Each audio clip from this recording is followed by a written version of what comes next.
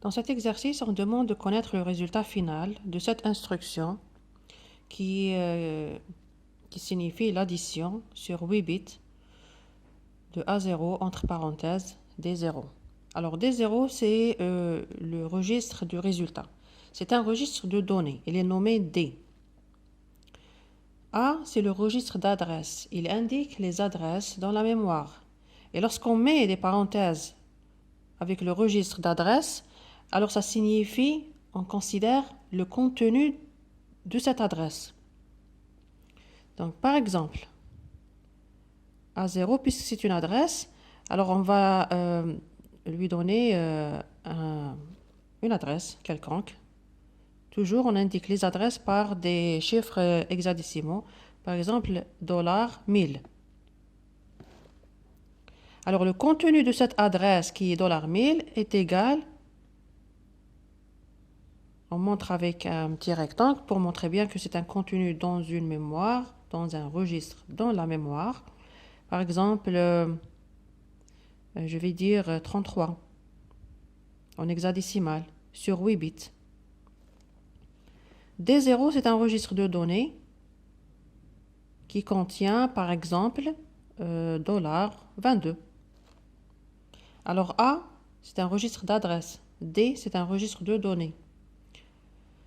Si on fait, ou plutôt si on exécute cette instruction qui demande de faire l'addition sur 8 bits, alors le résultat c'est quoi? Donc D0, c'est 33 plus 22 en hexadécimal qui va donner 55. $55 sur 8 bits. Parce qu'on a demandé seulement 8 bits.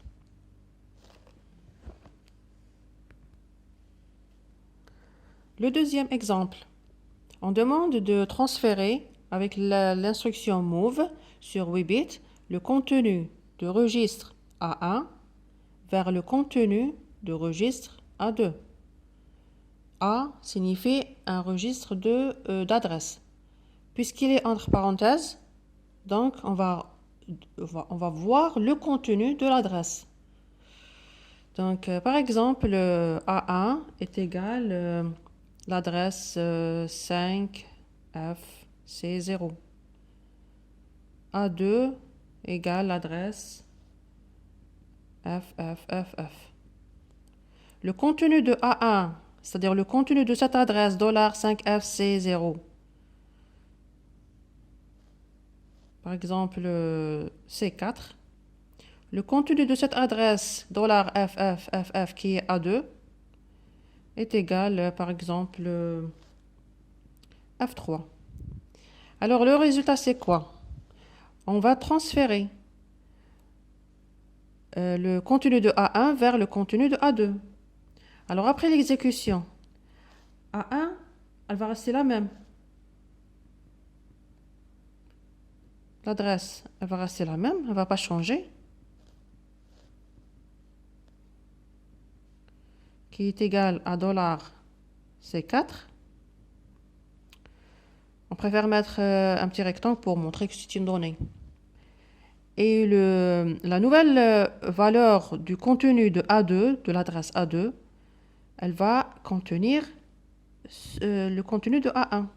Donc A2 égale, elle va rester la même adresse qui est FFF, mais le contenu dedans, il va changer. Il va contenir A1, C4, $C4.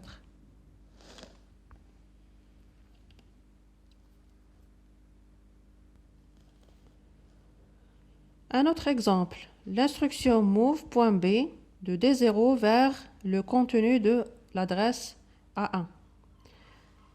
Par exemple, le D0 est égal à la valeur $12.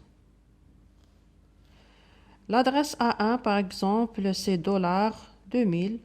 C'est un exemple. Et dans cette adresse, il y a le contenu $63. Alors, après l'exécution, qu'est-ce qu'on va trouver?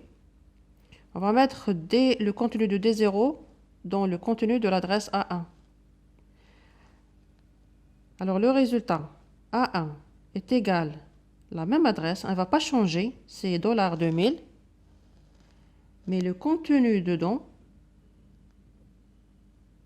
est égal au contenu de D0 qui est 12 dollars 12. Donc l'adresse ne change pas, mais le contenu va changer d'après l'instruction demandée.